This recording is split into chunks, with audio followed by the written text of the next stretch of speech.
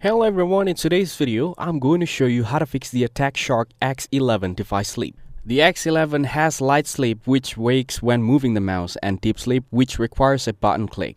Light sleep is normal to save battery, while deep sleep occurs after about 10 minutes of inactivity. Move the mouse to exit light sleep. If it remains unresponsive, click any button firmly to wake it from deep sleep. Then, turn the mouse off for 5 to 10 seconds, then restart your PC. Now turn the mouse back on and reconnect the USB receiver. Verify the connection in Windows, devices and Bluetooth settings.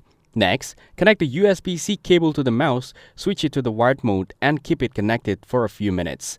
Now unplug and return to the wireless mode to reset the sleep function. Then, ensure the USB dongle is close to the mouse. If the signal is weak, use a USB extension to reduce disconnections. Then, open Device Manager and locate your mouse under Human Interface Devices. Next, right-click, select Properties, go to the Power Management tab, and uncheck Allow the computer to turn off this device to save power. Then, apply the changes and restart.